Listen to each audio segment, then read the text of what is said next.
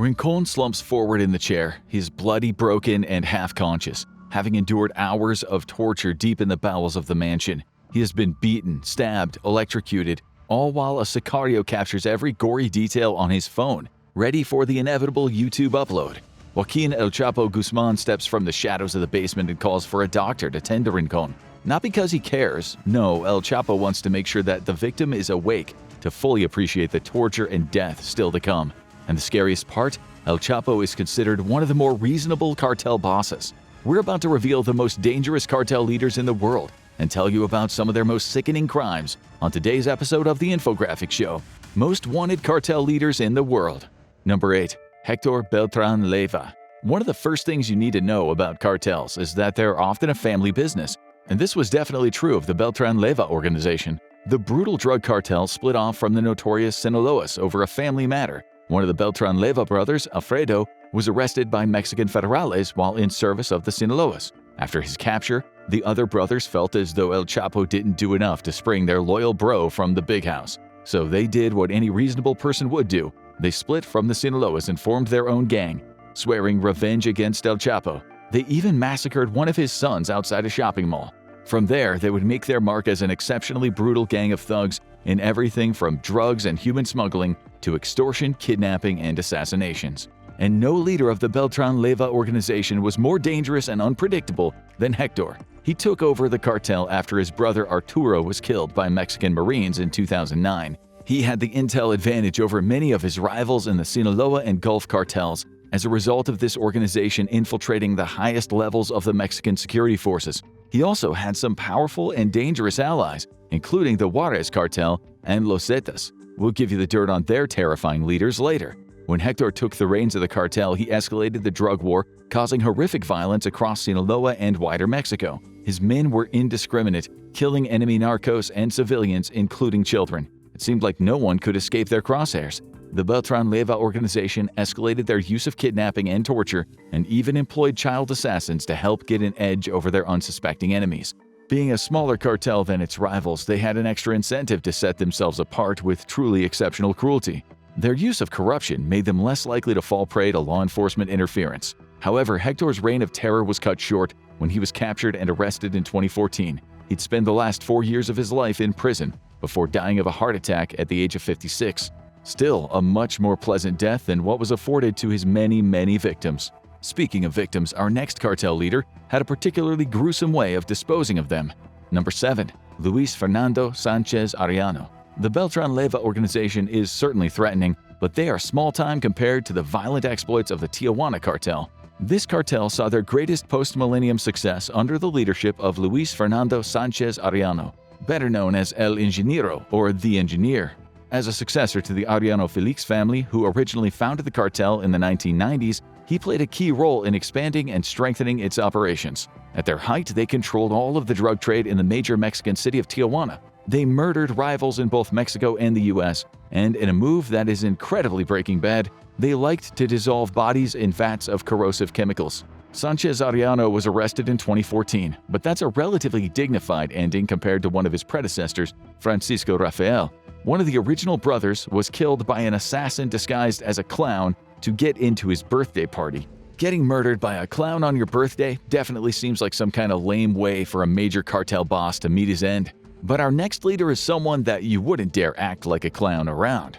Number 6. Jorge Eduardo Costillia Sanchez. Also known as El Cas, Jorge Eduardo Costillia Sanchez was one of the most prominent leaders of the infamous Gulf Cartel. Before taking charge of the group, he was in charge of security, and the brutality of his position prepared him for the ruthless nature of leading one of Mexico's biggest drug cartels.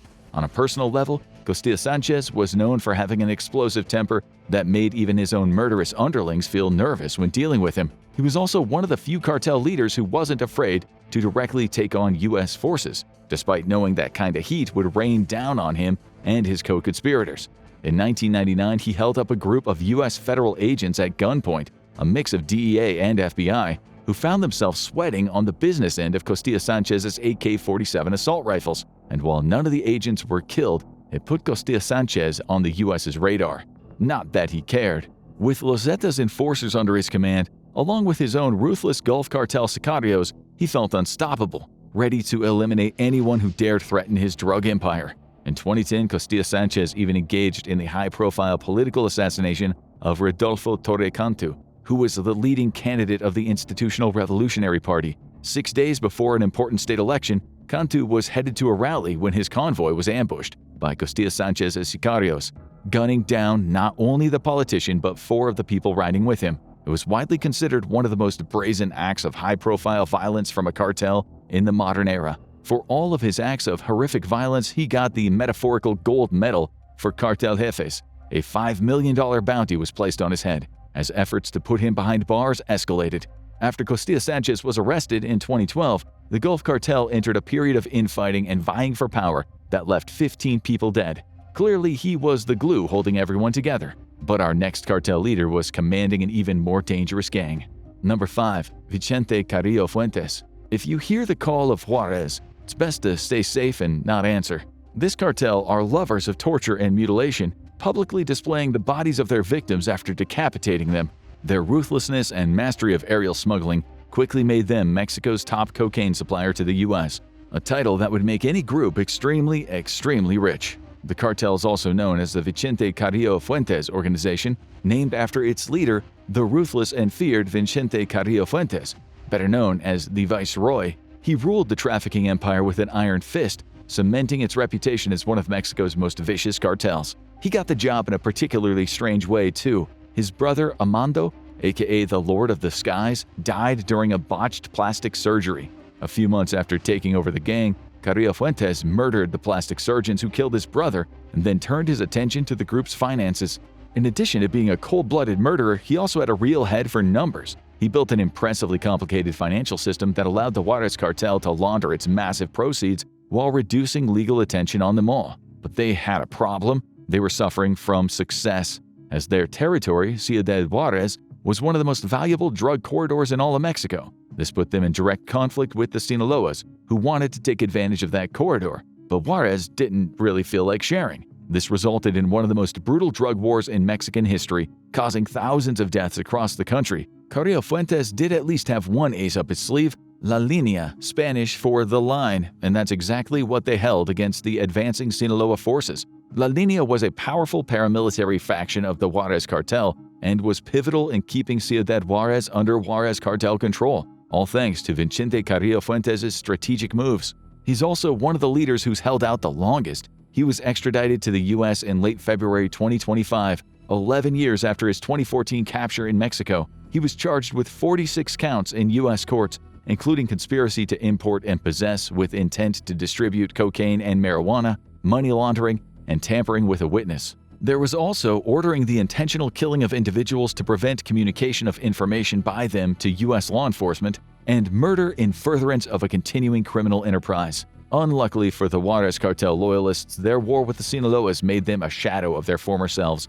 And incidentally, our next devilish cartel leader is one of the main reasons why the Sinaloas had an edge over the Juarez cartel in that very same war.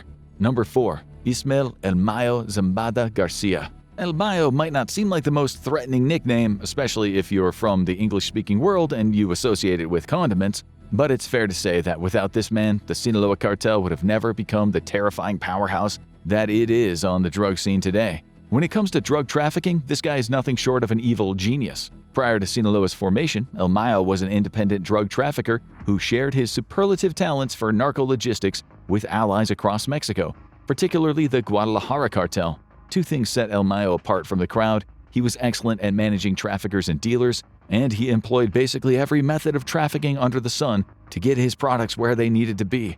His options included, but were by no means limited to, aircraft, narco subs or drug trafficking submarines, container ships, fishing vessels, buses, tractor trailers, and cars, with particular connections in Chicago. If you wanted to get cocaine and heroin into the U.S. from Mexico, El Mayo was your man. When the Guadalajara cartel collapsed in the late 80s following the arrest of its top brass, its lieutenants were adrift, including El Chapo. When some ex-members formed the Juarez cartel, El Chapo played a part in creating the Sinaloa cartel. He employed El Mayo as part of the wider plan to gain dominance over his rivals in Juarez.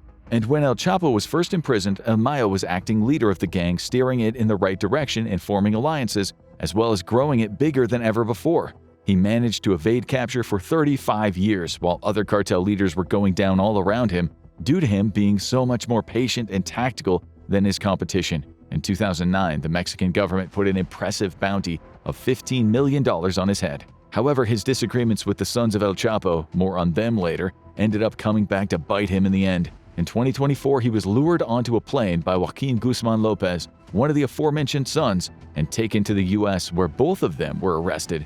Seems like Lopez might have also played himself on that one too. But enough about the second in command, time to take a look at the head honcho. Number 3. El Chapo.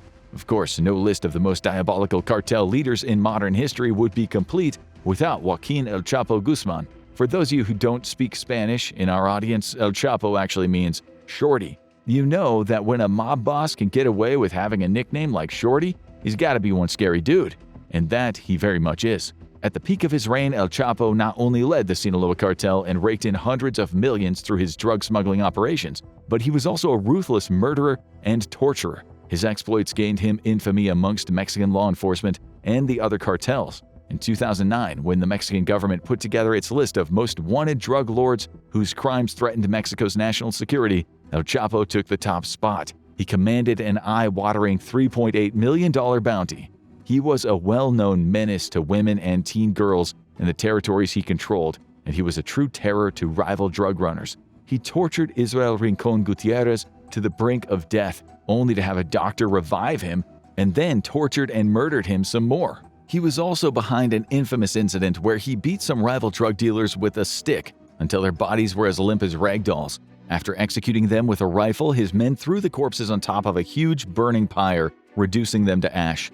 But El Chapo isn't just known for his organized savvy and wanton brutality against enemies. He's an escape artist. Under El Chapo, the Sinaloa cartel pioneered the use of tunnels for drug smuggling into the U.S., and also used a mile-long tunnel to escape from a Mexican maximum security prison in 2015. He is currently serving a life sentence at ADX Florence, a supermax prison in Colorado in the USA. But who knows? Maybe his men are in the process of building a really long tunnel toward him at the moment. But the most insane thing about El Chapo as a drug lord is that his kids might actually be worse. Number 2. Los Chapitos. They say the apple doesn't fall far from the tree, and that's even truer when that tree is full of decapitated human corpses hanging by their ankles. While it's believed that El Chapo has as many as 15 kids from 4 different brides, 4 of those kids went into the family business in the worst way possible. They formed a deadly splinter group within the Sinaloa cartel known as Los Chapitos.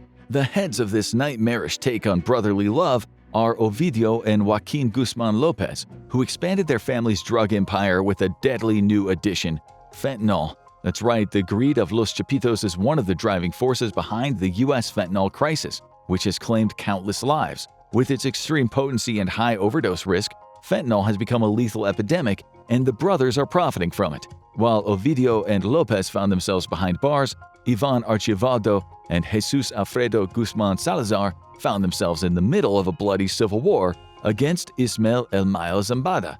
Both sides battled for dominance over the Sinaloa cartel in the wake of El Chapo's extradition. It was a war that Los Chapitos won when Zambada was eventually arrested in the U.S. While El Chapo was undeniably scary, he was ultimately considered a relatively measured force in the world of cartels. Sure, he tortured and killed, but they all do that. But like most of history's most successful mob bosses, he also knew when to bribe and blackmail. Los Chapitos, by contrast, are more brazen in both their defiance of the law and their approach to violence. When their dear old dad got extradited to the U.S., they responded by having their men simply open fire on local cops in the Sinaloa state. They occasionally kidnapped those officers to suffer presumably an even worse fate. By the end of this period of retribution, 13 Sinaloa cops were either confirmed dead or missing, never to be seen again. Then, of course, there is the Torture and Murder Ranch. Los Chapitos have a private Sinaloa ranch where they take their enemies for the worst treatment imaginable. One torture they love is twisting corkscrews into the muscle tissue of their captives before ripping it back out. They then rub chilies onto the exposed wounds just to ramp up the pain. When they're done, regardless of whether the victims are alive or dead, after the torture, they throw them into a pit where they keep their exotic pets, lions and tigers. Like we said, you know it's pretty bad when you make El Chapo look like the chill guy in the family, but as it turns out, Los Chapitos weren't the only ones who fed people to tigers, and the other guy who did it was even scarier. Number 1. Heriberto Lascano. His surname might be so nice that we say it twice, but otherwise there's absolutely nothing pleasant about this terrifying drug lord. A man who among his many nicknames got given El Verdugo, meaning executioner, because of his talent for murder and torture. And while you might not even know his name when it comes to being a murderous monster, Lasano is more qualified than any other cartel leader on the list. Lasano was a commander in the Mexican Special Forces who decided at some stage that his government wages just weren't enough, so he took a job acting as an enforcer for the Gulf Cartel, leading a gang of similarly dispossessed Special Forces operatives who wanted to put their training to good use. Or, well, horrific use. The paramilitary gang of about 30 soldiers became known as Los Zetas, the widely feared iron fist of the Gulf Cartel. But at a point, Lascano realized he wasn't a team player and he decided to go solo. And that's why, much like the Beltran Leyva brothers, he split away from his employers yet again and made Los Zetas his own outfit. They were eager to make a name for themselves, and they did that by being as murderous and sadistic as humanly possible. Some of their greatest hits include their cartel kitchen, where the bodies of hundreds of victims were dismembered and cooked into ash in the ovens. There have also been numerous incidents where migrants were intercepted and murdered, often having their bodies mutilated and hung from bridges. They killed huge groups of people and buried their bodies together in mass graves, adding extra layers of disrespect to what was already a series of horrific crimes. They're also responsible for some of the most repulsive videos circulating the web in the 2010s, as they loved to film incidences of torture and beheading to distribute as propaganda. But it wasn't just their acts of sadism that went further than their competitors. Under Lascano, they had access to more advanced weaponry than almost all other cartels, and their special forces training also made them incredibly deadly when using them. Lascano found that his training and knowledge from the military easily mapped onto the cartel business. He was famously one of the more mysterious and low-key cartel leaders out there, with his time and intelligence teaching him how to stay under the radar. Given that Los Zetas is one of the more recently formed cartels, they only actually split away from the Gulf Cartel in 2010, it's extremely impressive that they're even considered in the same sentence as all of these other cartels. A lot of this notoriety is down to the ruthless leadership of Heriberto Lascano. And yes, he also owned his very own torture ranch, where he killed people and fed them to exotic big cats. We guess it's just a cartel thing. In 2012, Lascano lost his life, as many cartel leaders do, in the midst of a gunfight with Mexican Marines. However, because everything about this man was like something out of a horror movie, it didn't end there. While the Mexican Navy insisted that the body in their custody was Lascano, it didn't remain in their custody for long. A gang of heavily armed men stormed the funeral parlor and stole Lascano's corpse. To this day, its whereabouts are still unknown. Which cartel leader do you think is the most dangerous? Are some of them still operating in the shadows even after their supposed deaths and arrests? Let us know in the comments. Now check out El Chapo's underground tunnels. Secret hatch leads to highway of drugs. Or watch this instead.